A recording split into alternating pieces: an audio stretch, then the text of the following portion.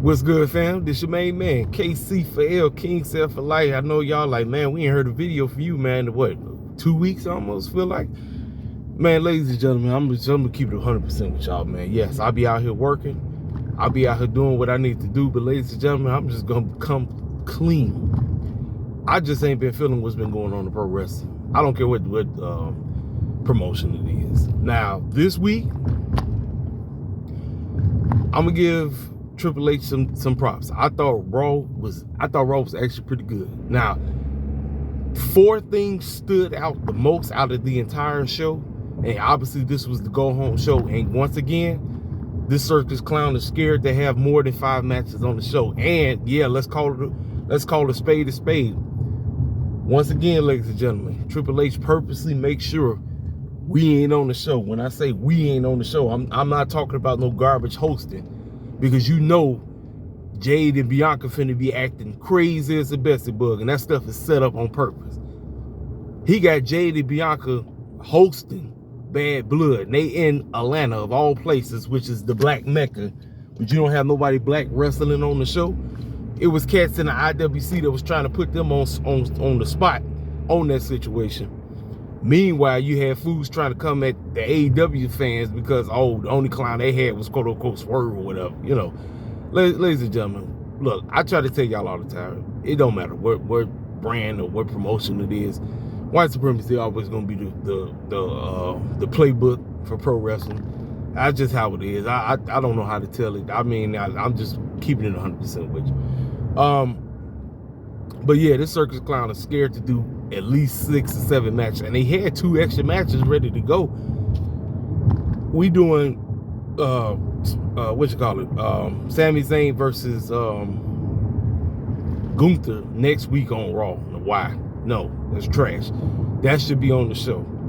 You've been having this man beg this man and asking for a match. He kept saying, no, I ain't gonna give you one. Now he giving one, but it's gonna be on Raw. Garbage.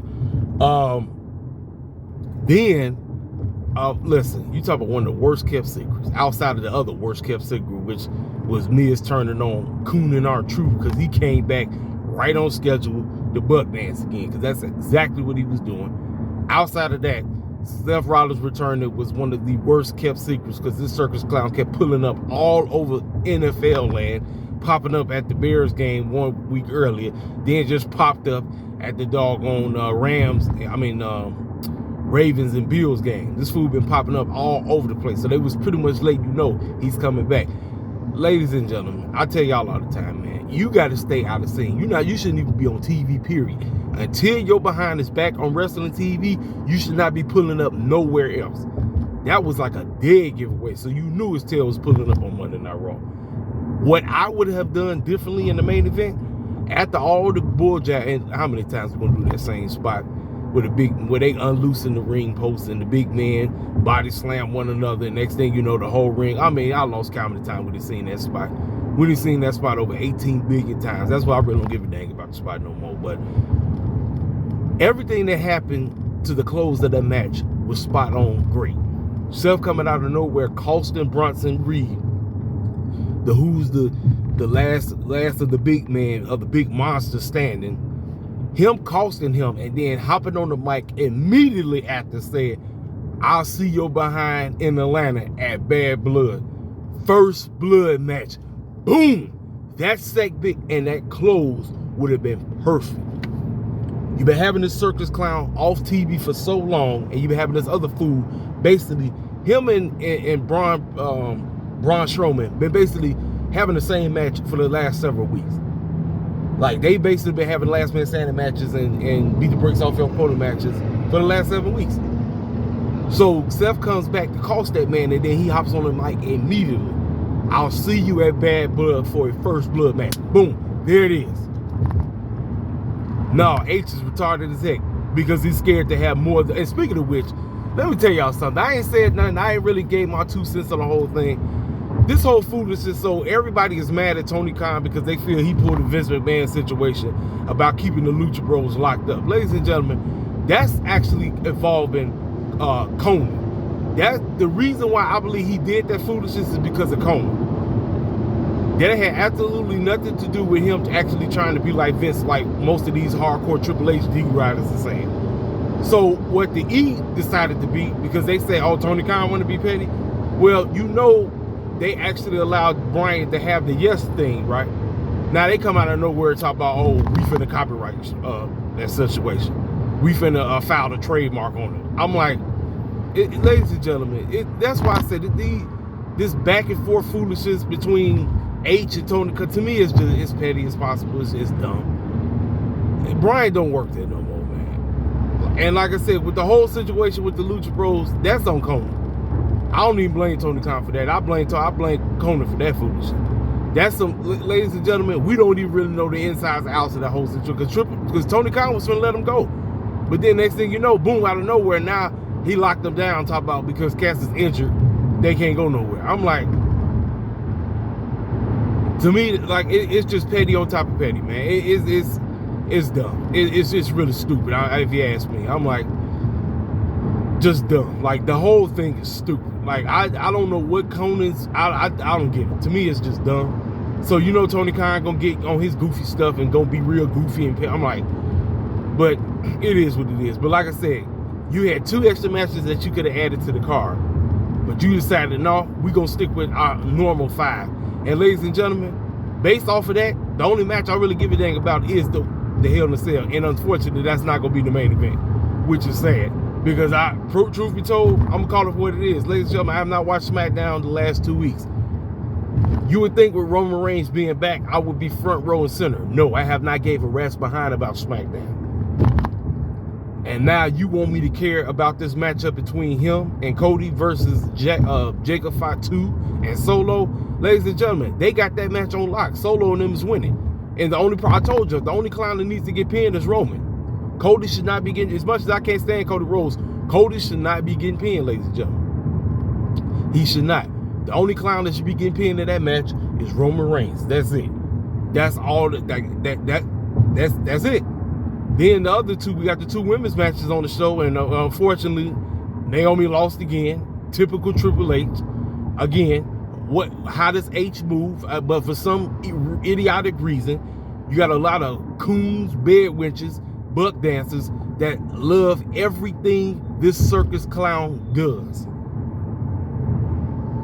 You could have had Naomi versus Nia Jax, and we know Naomi wasn't going to win, but you could have had that match. You could have had it. You just chose to go that route because that's H. That's what he does, ladies and gentlemen. That's how he moves. Nia Jax is going to retain. Tiffany's going to try to quote-unquote cash in. She's going to fail. Tiffany Stratton will be the first failed cash in. You heard it here from me. Liv, Rhea, Dom, and a doggone Shark Tank. How the heck is Rhea going to, how the heck is Liv Morgan going to retain? She's going to retain, ladies and gentlemen. Now, as for the beatdown, now this was the other second decent moment. The beatdown with Rhea, Damien, and Judgment 2.0. They beat the snot out of it. Now, Damien tried to beat the brakes off of him, but it didn't work.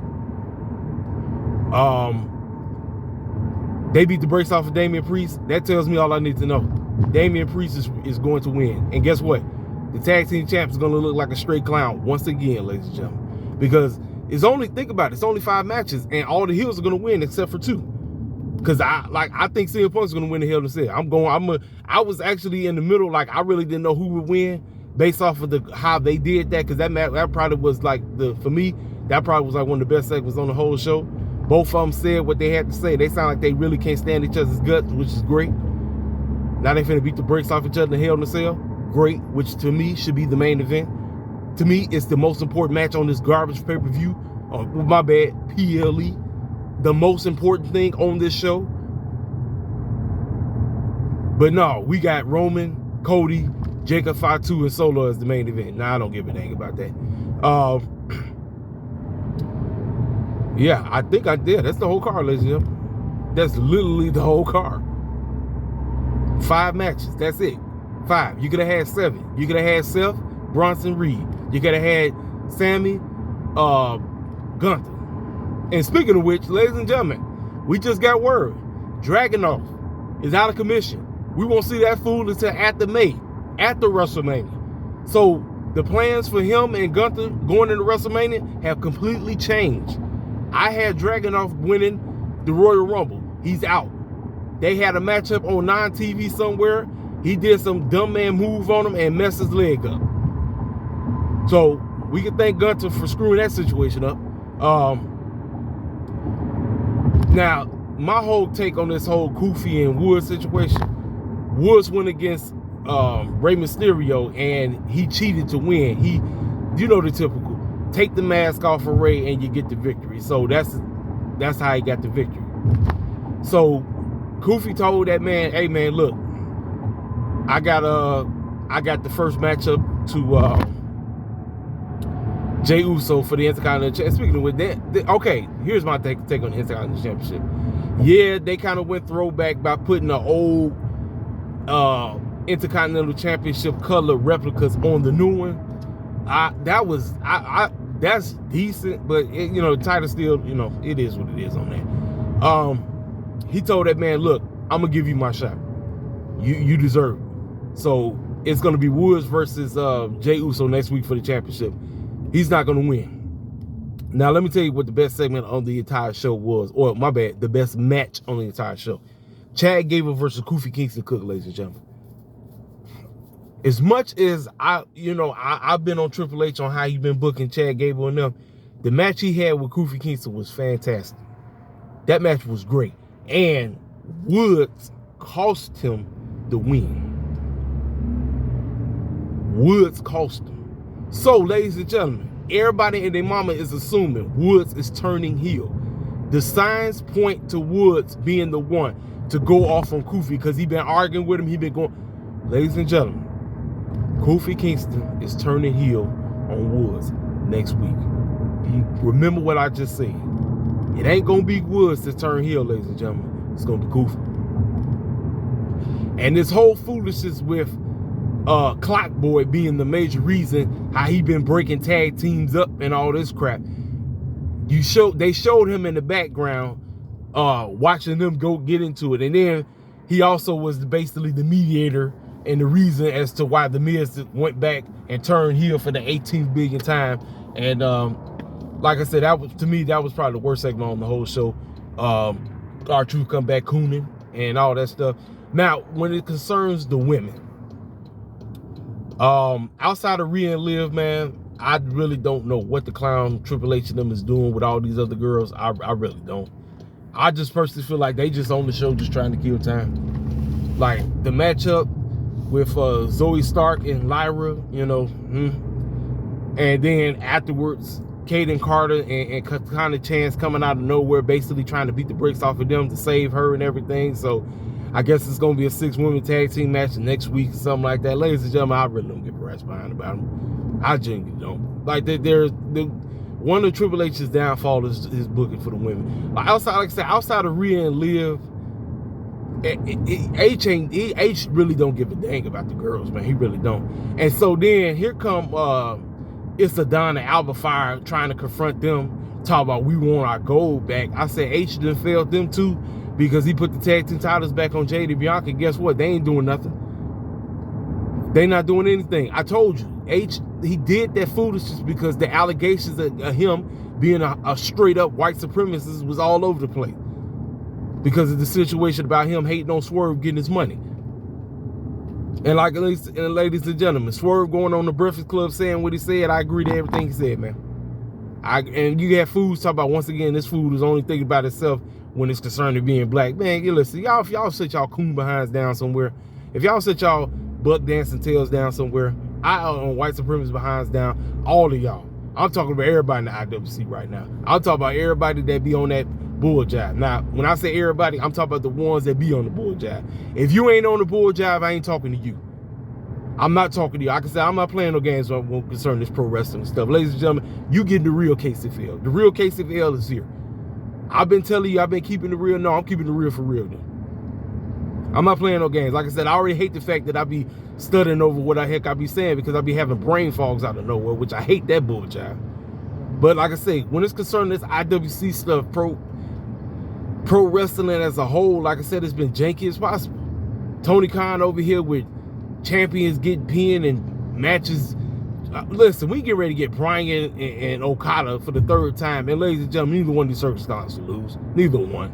So I don't know why Tony Khan would book this, because he know dang well a draw was finna happen. I hate draws. Tony Khan has done draws so freaking much, I can't stand draws in wrestling anymore. They used to be something that was special. This idiot continues to do them on purpose because he gets a fetish off of it. And he's going to do it again either today or tomorrow. Whenever, is Dynamite tonight or is it tomorrow? I don't know, because I know baseball starts right now. It starts today and tomorrow. So does Dynamite come on tonight? Because it's coming on with NXT is supposed to compete with NXT or whatever. But yeah, man, like I said, pro wrestling has been janky as possible. It's been a sad joke, you know. But that's why, like I said, y'all been wondering how come I ain't really been talking about it. That's because like I said, man, best thing concerning AEW right now is MVP pulling up and telling telling Prince Nana, I'm not here to coon like how you been doing. I'm not here to be putting on no shucking and jiving and dancing like you've been doing. We just want to have business and talk business with your boy Swerve. That's all we want to do. To me, that's the most important thing going for the company. Real talk. It's more important than this doggone so-called war that Moxley and the squad trying to have with everybody. You know, it is what it is on that. Yeah, so yeah, those are the major thing. Oh, and Jey Uso, best thing about Jey Uso's situation was him coming out there with the fans and his son and all of that. And the only thing I got out of that promo was, "Mama, we made it." I talked to my mama, and she said, "We did it. We did it." Being Braun Breaker, I guess Braun Breaker finna be a babyface now, because towards the end of the show, he walked up to Gunther, and that basically was a dead giveaway that Sami Zayn ain't winning next week. So I guess Braun Breaker could possibly win the Royal Rumble. Yeah, maybe. But like I said, man, it is what it is. I told y'all what the most important things was concerning Monday Night Raw. You know, like I said, Raw was decent. Yeah, it was decent. But it is what it is on all that, man. Like I said what I had to say. I ain't really got nothing else to say, man. I talked about, what the most important things on the show, and I gave you my predictions for the 5 matches that's going to happen. I wish it was 7, personally. But like I said, HE, for some idiotic reason, this fool is scared to have more than 5 matches. Like, I don't know what it is. And then, like I said, Bianca and Jay finna host, so they finna be clowning. Yeah, like I said, that's it, man. Like I said, we got the Women's World Championship, the WWE Women's Championship, the tag team match, the Hell in a Cell. Yeah. As that, ladies and gentlemen, like I said, concerning pro wrestling right now, like I said, it's kind of, it's fluctuating. This should be an exciting time right now, but like I said, H don't give a dang, man. H truly don't give a crap. That fool don't give a crap, man. This is how he booked. This is what he does, man. But like I said, it is what it is. Anyway, ladies and gentlemen, I'm out the door. I got to head in here to work. I'll talk to y'all cats later. I'll let you boy.